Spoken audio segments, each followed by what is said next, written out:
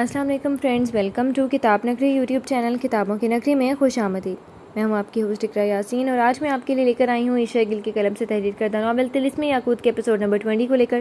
اس episode کے ساتھ کو سٹارٹ کرنے سے پہلے آپ جلدی سے کر لیجیے چینل کو سبسکرائب، ویڈیو کو لائک اور کلک کر لیجیے بیل آئیکن کو۔ اب آتے ہیں ناول کے ایپیسوڈ کی جانب۔ چھاتا کا سر بری طرح سے چکرا رہا تھا، بمشکل ہی صحیح، مگر اس کی آنکھیں اب مکمل کھل چکی تھیں۔ وہ بستر سے اٹھی اور کون ہے وہ کارتک یہاں وہاں نظریں دوڑانے لگی، مگر پھر کچھ خیال آتے ہی وہ تاج کے پاس آئی اور اسے چھو کر غور سے دیکھنے لگی۔ تاج بالکل ویسے کا ویسا ہی تھا جیسے وہ رکھ کر سوئی تھی۔ ہر چیز اپنی جگہ پہ بالکل پہلے کی طرح موجود تھی۔ بظاہر تو سب ٹھیک ہے، مگر مجھے کیوں لگ رہا ہے کہ جیسے ابھی کچھ دیر پہلے یہاں کوئی تھا۔ تاج کو چھو کر ہاتھ واپس کھینچتی وہ ہولے سے بڑبڑائی، ایسا میرے ساتھ آج سے پہلے نہیں ہوا۔ میں اس قدر گہری نیند میں کبھی نہیں سوئی اور نہ ہی کبھی ایسی کسی آہٹ کے اٹھنے کا وہم پایا۔ یہ وہم ہوگا بھی نہیں، پھر چھاتا کے احساسات کبھی اسے دھوکہ نہیں دیتے۔ ضرور کوئی ہوگا جو کسی خاص مقصد کے تحت آیا ہوگا اور کہ میں پتہ لگا کر ہی چھوڑوں گی۔ ایک ایک لفظ پر زور دیتی وہ بیڈ پہ گئی۔ کالے سادے پیروں کو چھوتے لباس میں ملبوس وہ اس وقت کوئی ساحرہ معلوم ہو رہی تھی۔ اس نے اپنا دوسرا روپ اختیار کیا تھا، یعنی وہ اپنے انسانی روپ سے اپنے ناگ روپ میں آ چکی تھی۔ کمرے کے اس نیم اندھیرے میں کالا سیاہ سانپ بیڈ پر پھن پھیلائے بیٹھا ہوا تھا۔ کس انسان کی اگر اچانک نظر پڑتی تو وہ یقیناً دہل کر رہ جاتا، مگر یہاں دیکھتا ہی کون؟ وہ بل کھاتی بیڈ کی پائنتی کی جانب سے نیچے کو اتر رہی تھی اور پھر فرش پر اترنے کے بعد اپنے مخصوص بل کھاتے انداز میں دروازے سے باہر نکل گئی۔ یقیناً وہ دیکھنا چاہتی تھی کہ اگر واقعی اس کے کمرے میں کوئی تھا تو وہ کون تھا۔ اس کے کمرے میں آنے کی تو کوئی جرت ہی نہیں کر سکتا تھا، مگر آج کسی نے کی تھی اور یہ جانے بغیر وہ سکون سے نہیں بیٹھنے والی تھی۔ بل کھاتی جب وہ تھوڑا آگے پہنچی تو اسے کسی کے قدموں کی آواز سنائی دی۔ یوں لگ رہا تھا جیسے کوئی تیز تیز بھاگ رہا ہو۔ یہ آواز اس نے بہت دور سے بھی محسوس کر لی تھی، مگر جب وہ آواز کا تعین کرتی مختلف راستوں سے ہوتی ہوئی آگے بڑھی تو وہ آواز آنا بند ہو گئی تھی۔ یعنی کوئی واقعی میں ہے۔ اس وقت کس نے اپنے ٹھکانے سے باہر نکلنے کی کوشش کی ہے؟ سوچتی ہوئی وہ اس راہداری کی طرف بڑھ گئی جو کنیزوں کے ہال کی طرف جاتی تھی، مگر جیسے ہی وہ وہاں داخل ہوئی اسے کوئی اندر جاتا دکھائی دیا۔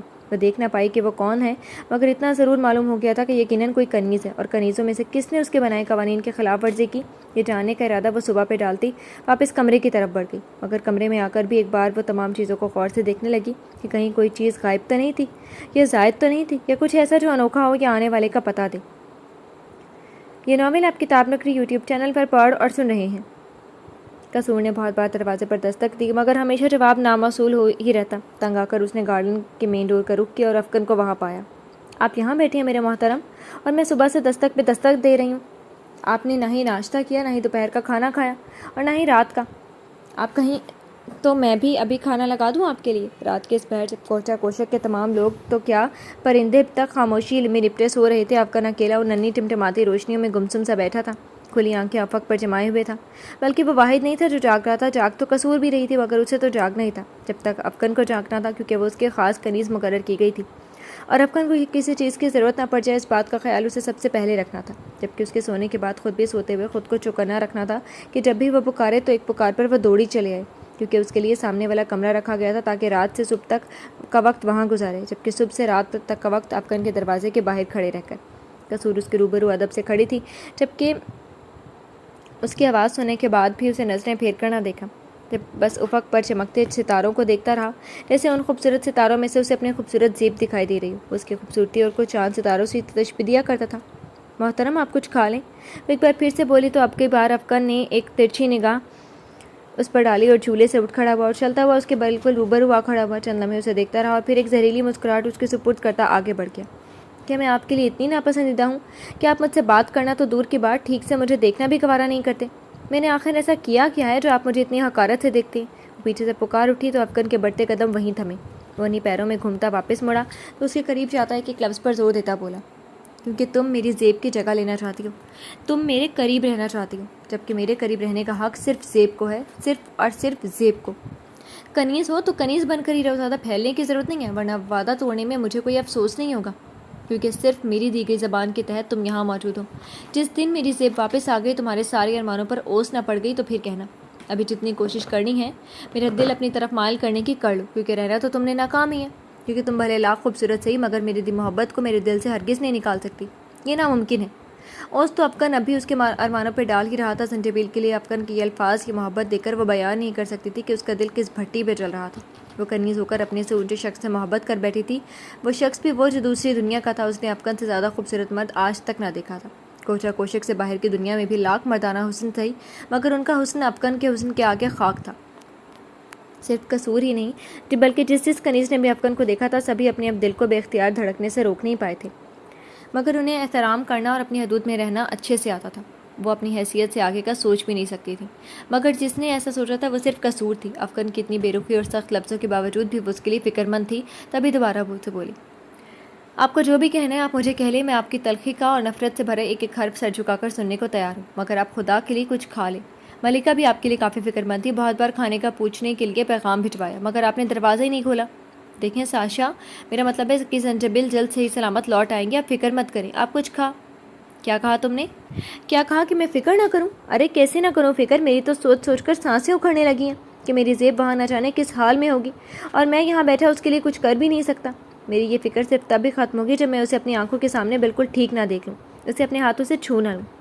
افغان کی اس مکمل بات سنے بغیر ہی ایک دم سے بول اٹھا، جبکہ افغان کے زنجبیل کو چھو لینے والی بات پر قصور کے تن بدن میں آگ ہی لگ گئی۔ افغان مزید کچھ بھی بولنے کا ارادہ رکھتا تھا، مگر قصور سے افغان کے زنجبیل کے لیے بے پناہ محبت والی باتیں بالکل برداشت نہ تھیں۔ تبھی مجھے اجازت دیجیے کہتی وہاں سے چلی گئی۔ افغان کو اس کے نہ آنے سے فرق پڑتا تھا نہ جانے سے، وہ دھڑام سے بس جھولے پہ گر گیا۔ یہ ناول آپ کتاب نگری یوٹیوب چینل پر پڑھ اور سن رہے ہیں۔ ناگ محل میں سناٹا بول رہا تھا، رات کا پچھلا پہر تھا اور زنجبیل کی آنکھوں میں ذرا برابر بھی نیند نہ تھی، جبکہ شنیفہ کب کی سو چکی تھی۔ کتنے خوش قسمت ہے نا یہ لوگ، کسی چیز کی فکر ہی نہیں، کسی بھی مرد کا ان کنیزوں کی زندگیوں میں کوئی عمل دخل ہو ہی نہیں سکتا، نہ کسی کو دیکھتی ہیں، نہ اس طرح کسی سے محبت ہوتی ہے، ہنستی ہوئی سوتی ہیں اور ہنستی ہوئی اٹھتی ہیں، اور ایک میں ہوں جو ان سب سے ماں باپ مداخل مفارقت دے گئے، تب سے میری راتیں ایسی ہی ہو گئی ہیں، ٹھیک سے سو ہی نہیں پاتے، کبھی کسی کی یاد تو کبھی کسی کی۔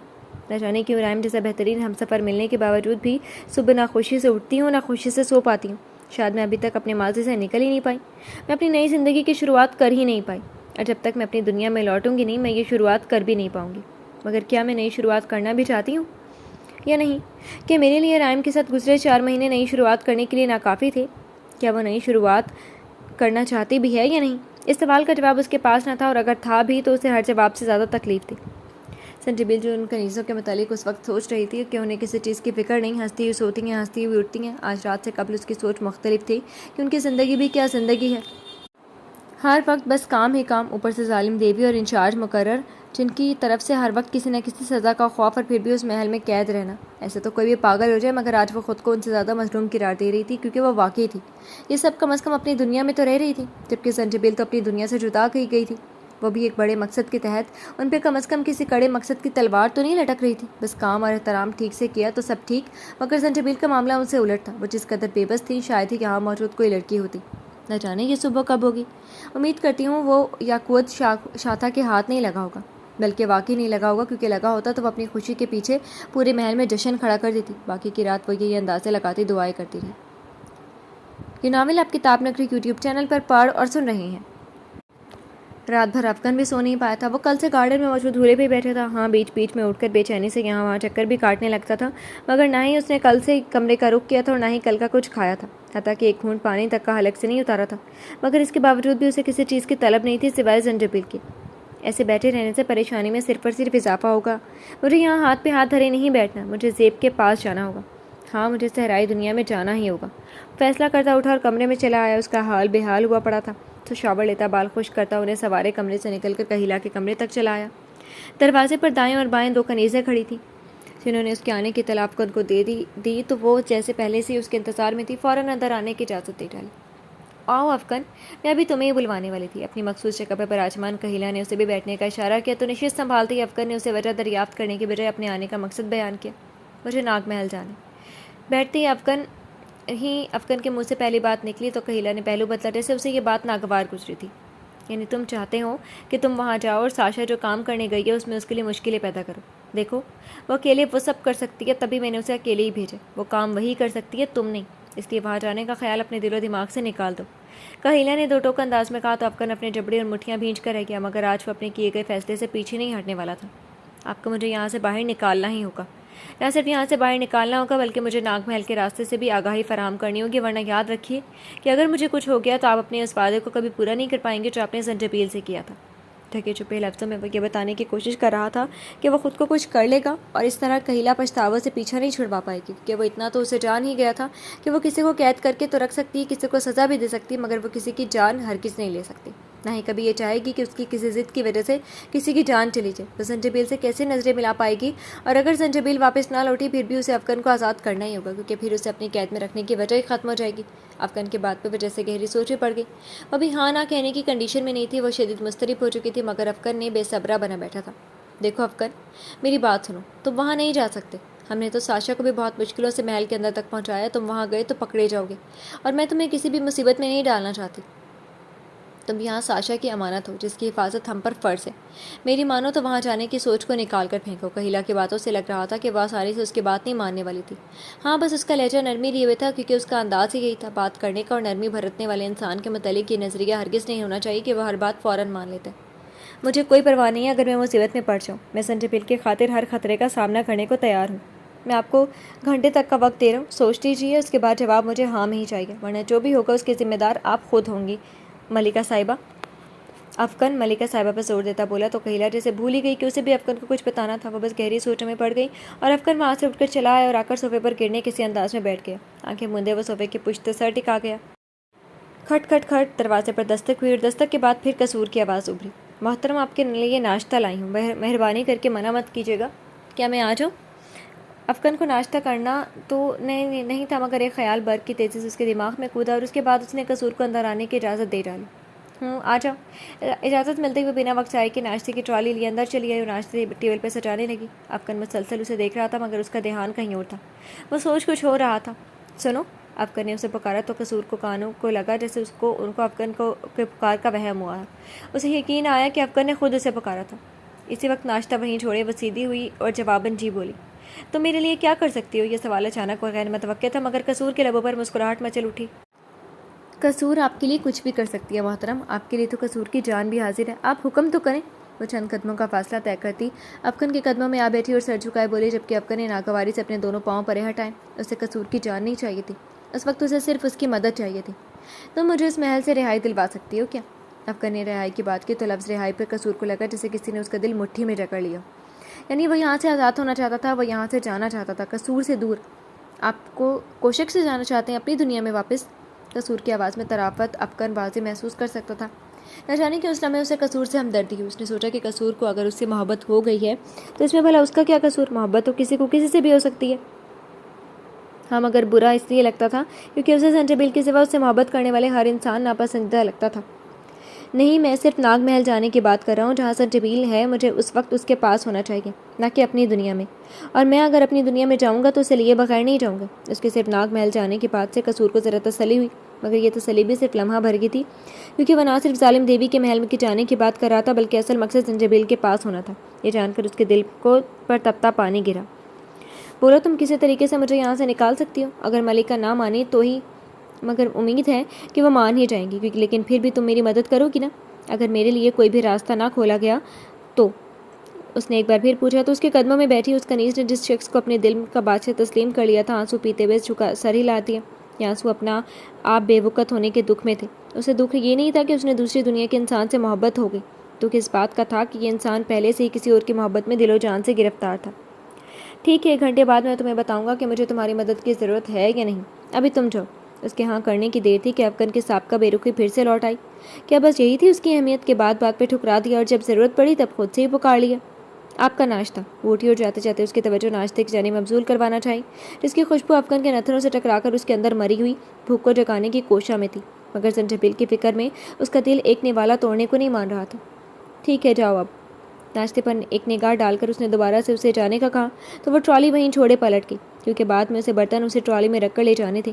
وہ چلی گئی تو افغان بھی ناشتے کی طرف سے اکثر بے نیاز ہوتا صوفے پر نیم دراز ہو گیا اور گھنٹہ گزرنے کا انتظار کرتا رہا۔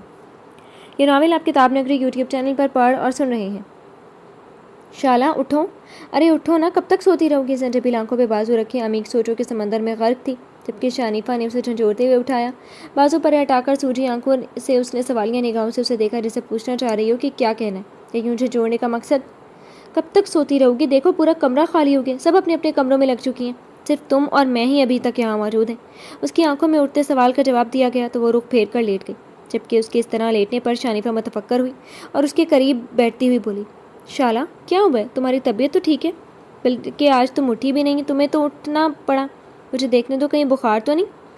شنیفہ اپنے ہاتھ کی پشت سے اس کا ماتھا چھو کر دیکھنے لگی، جبکہ زنجبیل اب اسے کیا بتاتی کہ وہ تو رات بھر نہیں سوئی ہے۔ سونا چاہا بھی تو اس یاقوت نے اسے سونے نہ دیا جو اس کے پاس رہا ہی نہیں تھا۔ بخار تو نہیں ہے، شکر ہے۔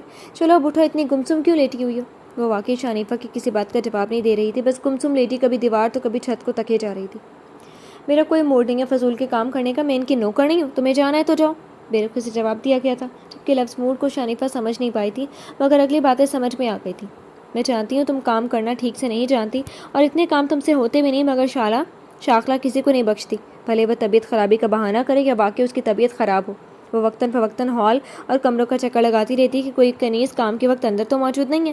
شنیفہ اسے یہ سمجھانا چاہ رہی تھی کہ وہ کچھ بھی کر لے کاموں سے پیچھا نہیں چھڑوا سکتی، کیونکہ شاخلہ کے ہوتے ہوئے ایسا ممکن نہیں تھا، وہ کسی کو فارغ دیکھ ہی نہیں سکتی تھی۔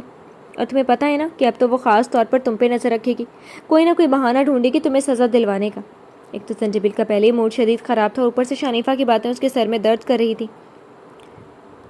نہ چاہتے ہوئے بھی اسے بستر پر ایک کٹ کر جھک کر اٹھنا ہی پڑا، مگر جبکہ شنیفہ اس کا بستر ٹھیک کرنے لگی۔ ویسے تم رات کہاں گئی تھی؟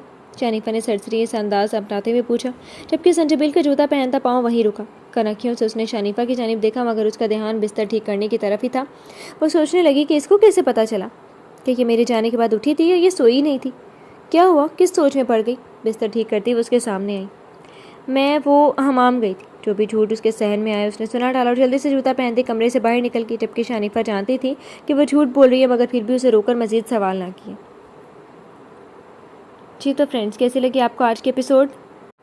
کمنٹ سیکشن میں ضرور بتائیے گا۔ پھر حاضر ہوں گے ناول کے نیکسٹ ایپیسوڈ کے ساتھ، اب تک کے لیے اجازت دیجیے، شکریہ، اللہ